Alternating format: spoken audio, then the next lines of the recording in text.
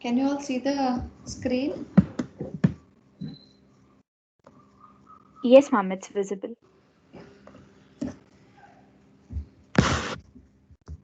So in the last class, we all learned, we did a recap of whatever we had learned in the previous semester. And I had told you that this semester you'll be learning how to tax the income under the other three heads of income. And among the other three heads of income, we are going to start with the last head of income, that is income from other sources. After this, we'll go on to the other two heads. And after all the heads, we are going to discuss on the deductions and later on in the end, the gross total income and the tax liability. So today we will understand income from other sources. The head income from other sources. See, with all the heads of income which we have discussed and learned so far, before we take an income or before we bring it under any of the head of income, first we'll have to identify and see if that criteria fulfills or not. Like in salary, we had some conditions to see whether we can bring an income under that head. Again, in case of income from house property, we had certain conditions. Similarly, in case of income from other sources also, we have criteria, we have conditions to bring an income under this head. Simply, we cannot bring any head of income and name it under this head. It has to satisfy certain criteria. So, to bring an income under the head income from other sources, the first thing is that it should not be an exempted income. If it is an exempted income, you don't have to put it under any of the heads of income, right? And second thing is that this income should not be chargeable to tax under any of the first four heads of income. Among the five heads of income, the first four heads of income are very specific.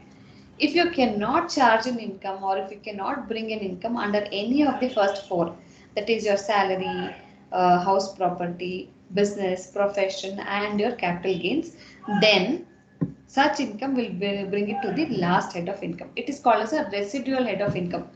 Fit ಆಗಲಿಲ್ಲ ಅಂದ್ರೆ first four ನಲ್ಲಿ, if you cannot fit the income in any of the first four, will bring it to the last head of income. So two conditions to bring an income. The first condition is that the income is not chargeable under any head of income. Secondly, second condition is that the such income is not exempted. So when an income cannot be reflected under any of the four heads of income and it is not exempted, then simply will bring that income under the last head of income, that is income from other sources. Clear? Understood? When we bring an income under this head? Yes, ma'am. Good. So under it is the other name for this last head of income is called as residual source. That means if you don't all the remaining income which cannot be put under any of the first four, we'll just put it in the last bucket, last head of income. We have a number of components or we have a number of income which can be brought under this head. So there are around 23 to name 22 incomes we have. Other than that, there are other incomes as well. If it fulfills these two conditions, you can bring it here.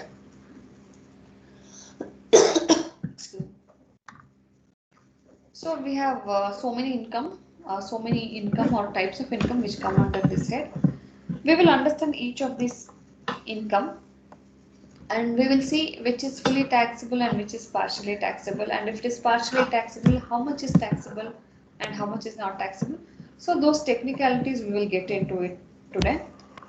And as we observe this format for computing taxable income from other sources, the first 11, that is still deemed incomes, it is partially taxable, that is some amount is exempt and some amount is taxable. But whereas in case of the incomes which are listed from 12th to the rest, it is fully taxable. That is how much ever income you receive, the entire full amount will be taxable. So not much complications in these incomes, but in till 11, the first 11, you will have to see how much is taxable and how much is not taxable. So we will get into each of this one by one. So the first income which we list under the last head of income, that is income from other source, is dividends. What do we understand by dividends?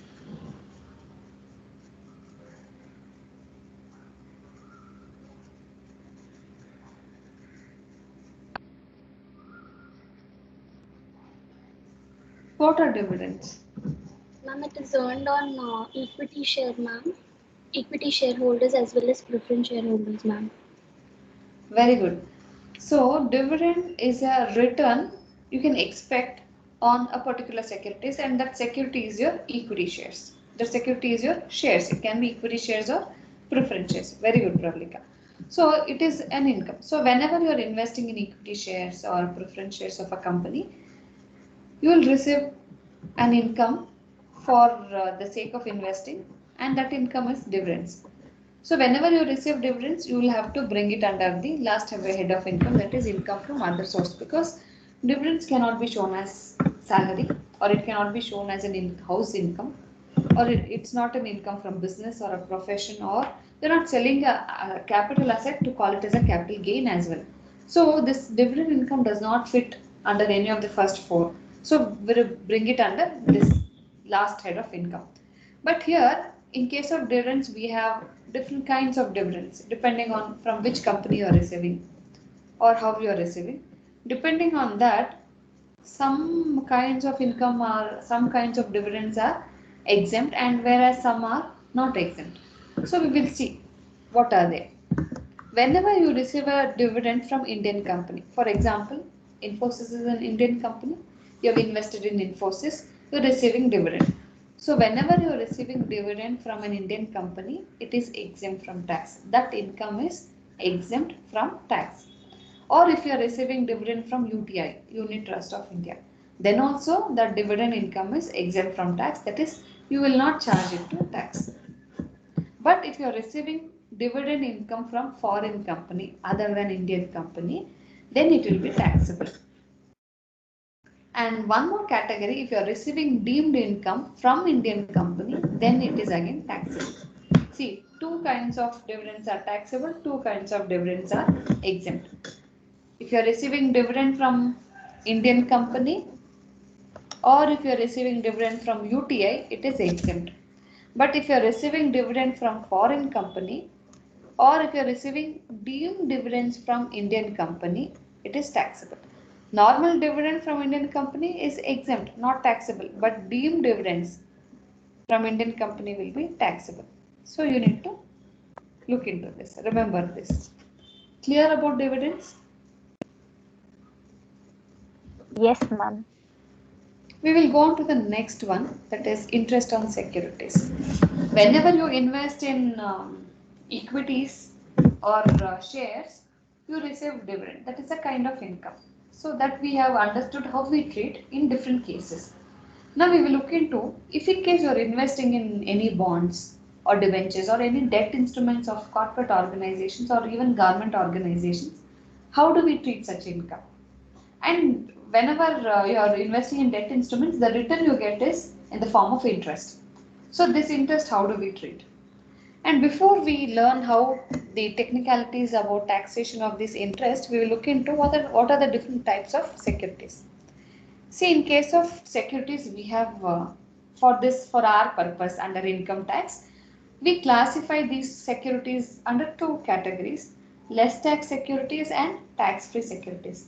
As you all know, tax-free securities are those securities whose income will not be chargeable for tax. Less tax, that means there is some amount which will be taxable. And this is one categorization. But again, one more categorization we can make. Either the securities can be government securities or it can be commercial securities.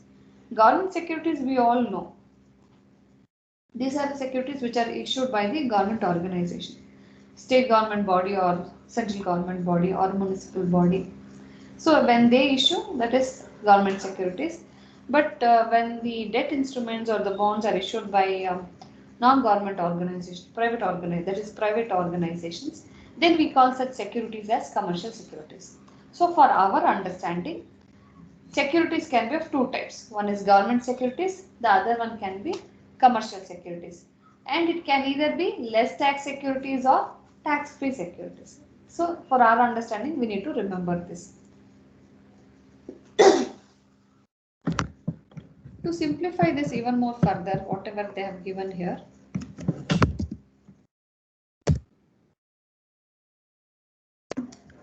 See, in case of government securities, whether it is tax free or less tax, there won't be any TDS.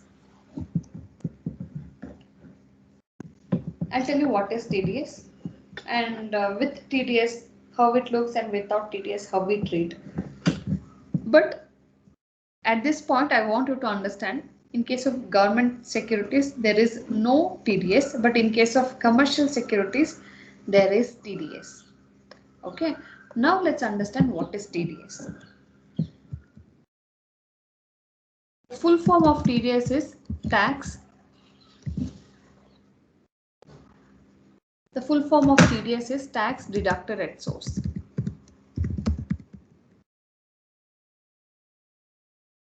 What it means is, for example, think that you have invested in, think that Wipro has issued a debenture or a bond, you have invested in that. So they have told you that they want to pay you at the rate of 8%. Okay, we'll take this example. Think that you have invested 10,000 rupees at a coupon rate of 8%. So 8% is your interest rate. 10,000 is the principal amount that you have invested.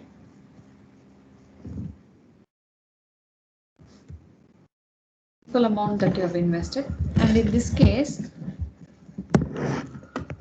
what is the interest you earn?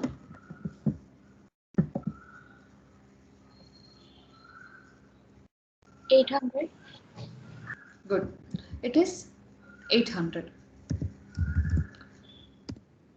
800 is your interest amount. So 10,000 you have invested. The company has told you that they are going to pay 8% interest on the amount you have invested. So this is per annum. So every year you are going to receive 800 rupees as interest amount. So this is your interest income. But in case of government securities, if you have invested 10,000 at 8%, government securities will give you 800 as the interest. This is in case of government securities. But if in case you have invested in the bonds of a private organization, that is commercial securities, then they will not give you this 800 rupees as interest, because 800 is the actual gross interest you have earned. But as per the rules, for government securities, TDS will be deducted. As I told you, TDS is nothing but tax deducted at source. That means from where you are earning the income, from that source, at that source, they are going to deduct tax before they give you the income. Okay, first instance you have understood in case of government securities. Now we will look into in case of, I think that this is a government security.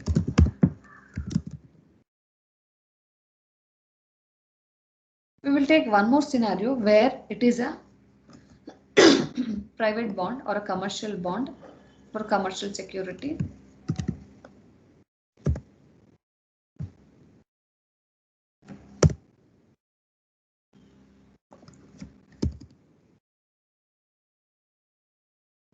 That it is a commercial security, and again you have invested 10,000 rupees. They have told that they want to pay you the interest of 8% per annum.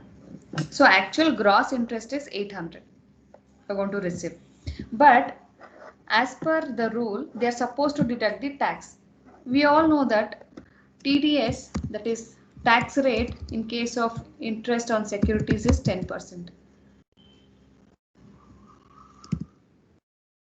Of tax is 10% in case of interest earned. So they want to deduct 10% on this, and then the remaining amount they are going to pay you. So interest amount is 800, that is 8% of 10,000 minus TDS. How much is TDS? 10%. 10% on the income earned. So 10% on, what is the income earned? 800. Do you get 800 minus 10% on 800 will be 80. Here actual actual interest earned is 800. Your tax amount is 80. So they are going to deduct this 80 from your actual amount and then they are going to pay you the remaining. How much is remaining? 720. 720. 720 rupees. See, in case of government securities, you will get the entire 800 rupees. They will not deduct any tax. So that's why they say that in case of government securities, there is no TDS. So whatever interest you get is the gross interest. This is nothing but your gross interest. In case of commercial securities, they say that TDS has to be deducted at source. So before that company pays you the interest, they are going to deduct this TDS, that is 80 rupees, and they are going to remit this to the tax authority. And whatever you receive in hand is only 720 as interest. And this interest is not gross interest. This interest is net interest. Okay. This is with TDS. In this case, this is without TDS.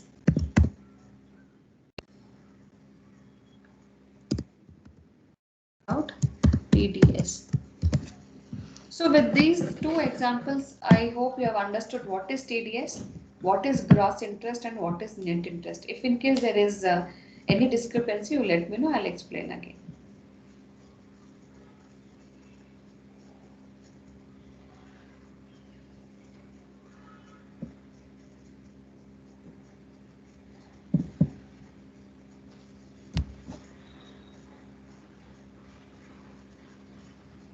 Have you all understood what is TDS?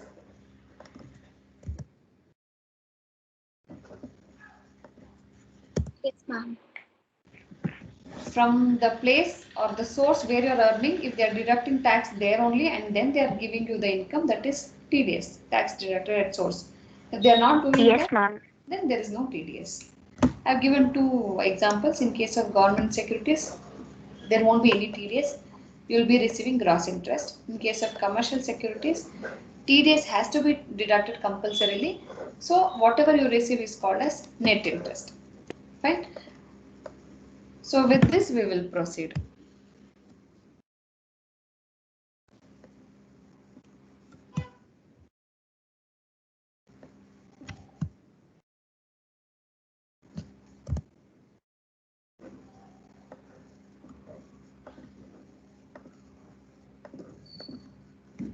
Now we will look into, now we have understood government securities, commercial securities, TDS, gross interest and net interest.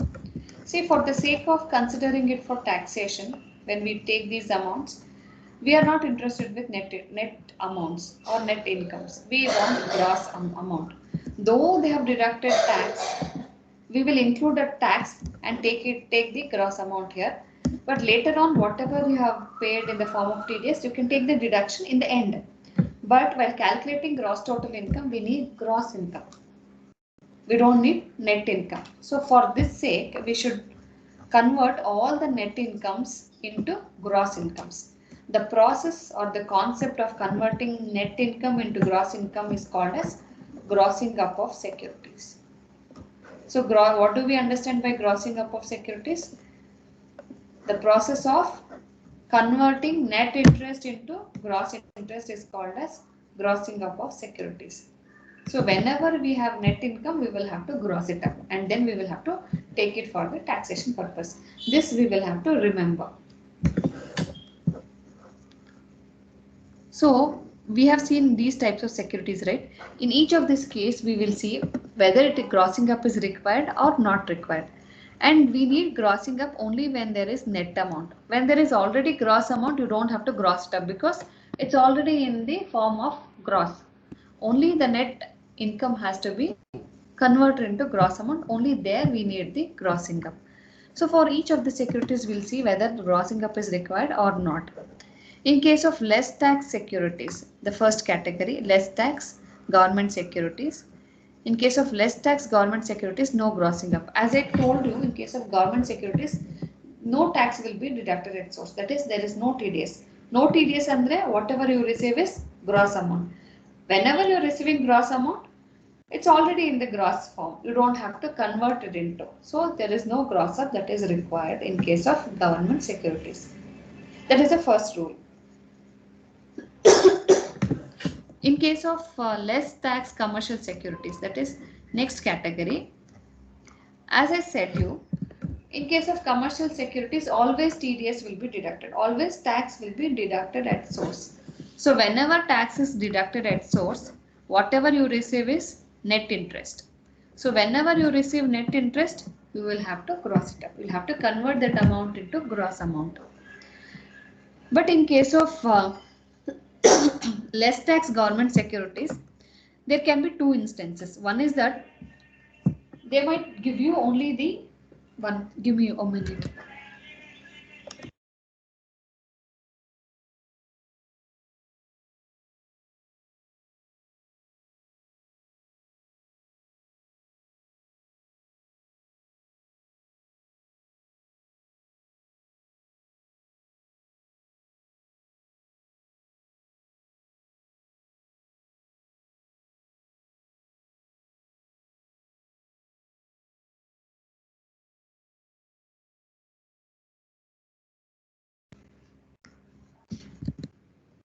See, in case of less tax commercial securities, there can be two cases or two instances.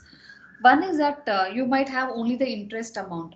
Interest amount and then in case of commercial securities, it is the net interest you receive. If you have only interest amount available, then you will have to gross it up. I'll tell you how to gross it up, but whenever you have only interest amount, we know that for commercial securities it is net interest amount and grossing up is required. Second case, when they give you along with the interest amount data, if they give you investment amount, that is your principal amount, and also interest rate, then you will use these two information and compute the interest straight away. For example, first case, it's easy. You have only interest data, the information about interest, so you will gross up.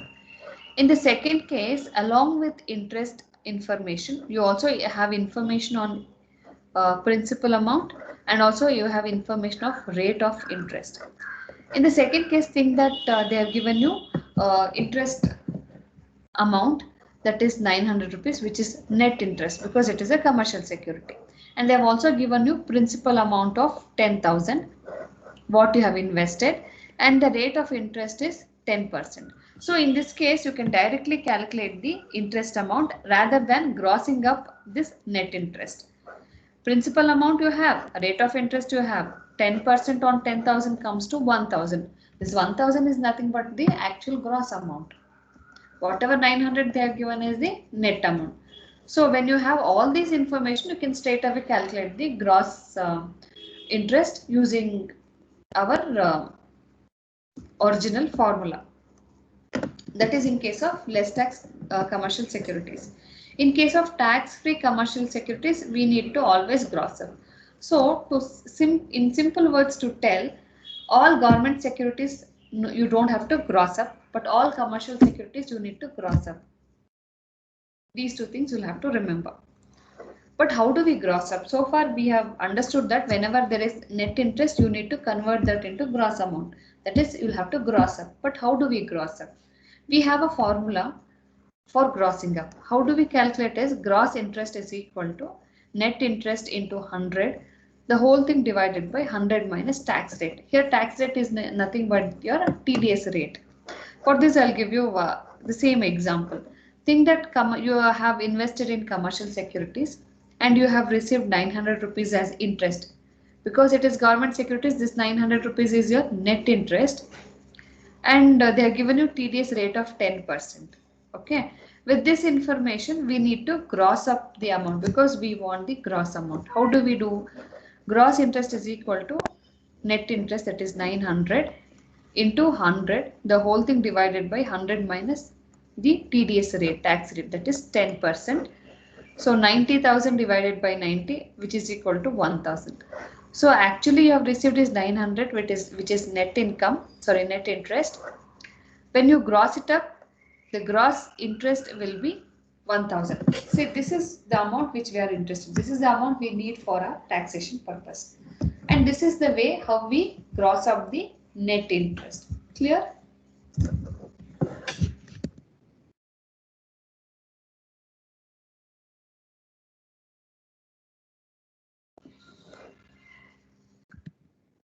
Understood? Yes, ma'am. All of you, everybody in the class? Any doubts so far? Ma'am, Yes, Pravalika.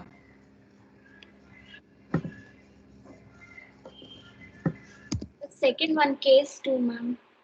Case 2, tell me. Can you please repeat it, ma'am?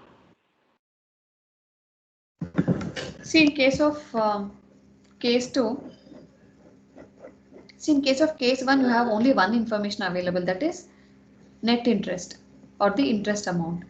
So, if you have only interest amount, you will have to gross up using this formula. But in case of case 2, along with interest amount, you have principal amount, that is the amount you have invested, and also the rate of interest will be paid. In that case, you can either use this formula using this information and gross up, or you can use these two information and you can calculate the interest amount directly. Whether you use this formula or whether you use rate of interest into principal amount, you get the same answer. See, 900, when you cross up 900, you'll get 1000. But when you calculate 10% on 1000 also, you'll get 1000. So both are same. Either you can gross up or you can directly calculate. That is what the second case all about. Okay, ma'am. Thank you, ma'am. Welcome. So clear with interest on securities, all of you?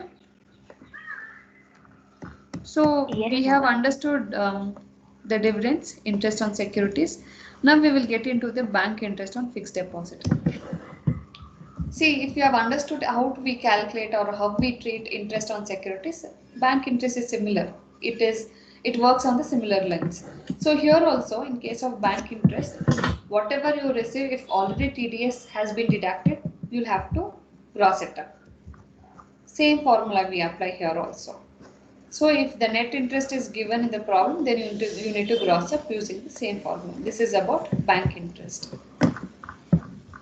We will go on to the next income, that is casual income. What do you understand by casual income? Hope you all remember casual income.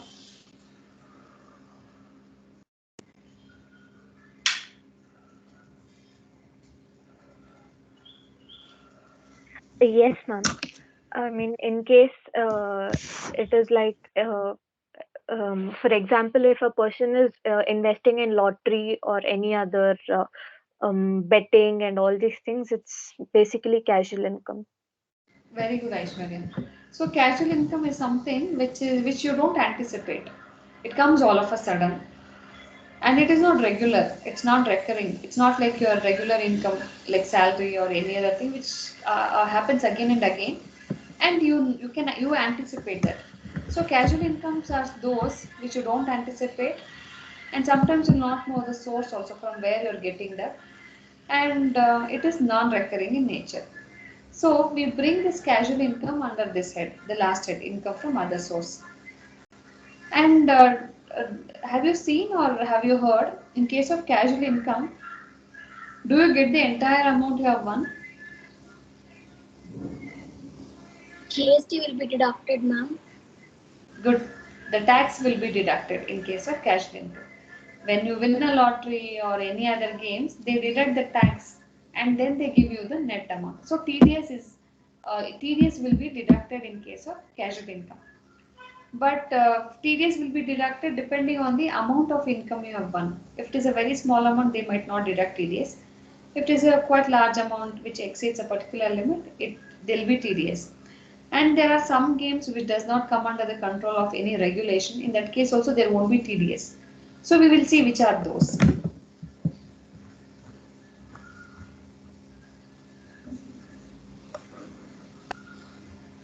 See, in case of casual income, if you are receiving income as winnings from lottery or crossword puzzles or card games or TV shows or horse races, all these are subject to TDS. That means whenever you earn, they are going to deduct TDS. There are some regulations which are enforced on this.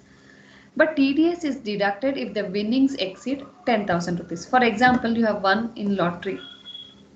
Then if that lottery winning amount is more than 10,000, then they will deduct TDS. But if it is less than 10,000, they might not deduct TDS, and whatever you get will be a gross amount. Above 10,000, when they deduct TDS, whatever you get will be the net amount.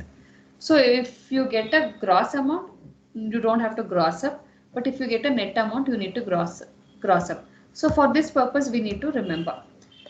In case of winnings from lottery, crossword puzzle, card games and TV shows, the minimum amount for deducting TDS is 10,000. If the amount you have won is less than 10,000, there won't be TDS. Whatever you receive is gross amount, you will take it as it is. But if your winning amount is more than 10,000, that means that they have deducted, there is TDS, and whatever you get is a net amount, you need to cross it up. This is how you'll have to interpret this information. But in case of horse race, the limit is 5,000. If the winning amount is less than 5,000, no TDS. If the winning amount is more than 5,000, then there will be TDS. And if in case you have won in other races other than these which I have listed here, or you have won in gambling or betting, there won't be any TDS. Because when you bet among your friends, there is no authority to deduct TDS. So whatever you receive will be gross amount. And whatever expenditure you incur for earning this income, you cannot claim any deduction, especially in case of casual income. This you'll have to remember. So I'll repeat this again. Winnings from lottery, crossword puzzle, card games, TV shows and horse races are subject to TDS. But whereas winnings from other races, gambling, betting, there is no TDS. But in the first cases where there is TDS, there is a limit. In case of lottery, crossword puzzle, card games and TV shows, if your winning amount is more than 10,000, TDS will be deducted. If the winning amount is less than 10,000, there won't be any TDS. So when there is no TDS, whatever you receive is gross amount. When there is TDS, whatever you receive will be net amount and you need to gross it up. This you'll have to remember. And any expenditure you have incurred for earning this casual income, you cannot claim any deduction.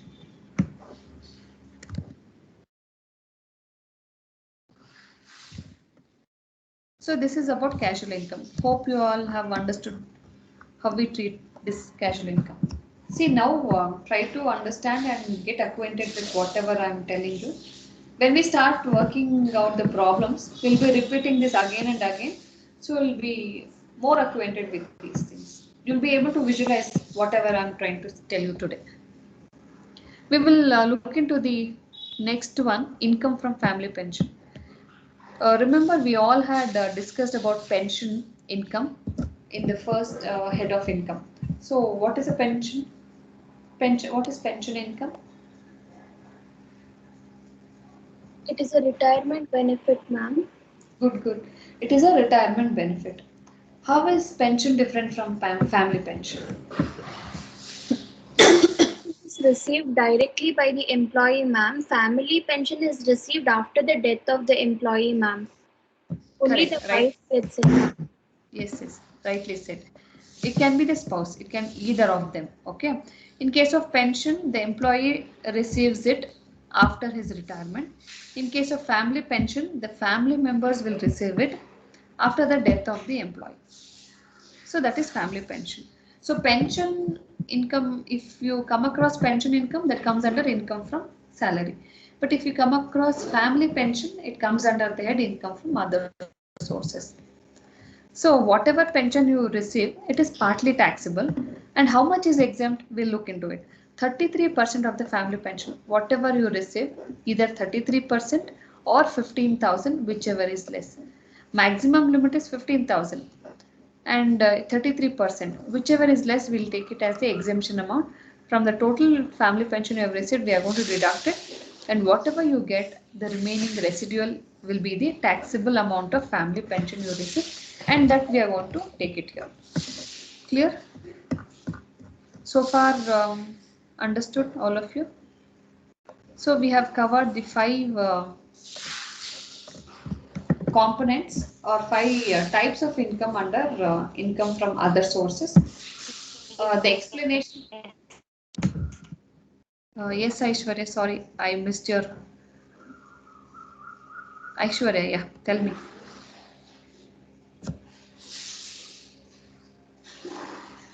You were trying to say something, Aishwarya? Nothing. Okay. No, ma'am. I was just talking about this pension. Okay. So we have discussed the 5 types of income under income from other source. As I told you, till 11 in the list, first 11 are partially taxable. The remaining ones are fully taxable. So we will look into the remaining ones in the next class. So before you come to the next class, I want you to go through this again. If in case you have any doubts, we'll have a discussion. Fine. Any doubts so far? No, ma'am.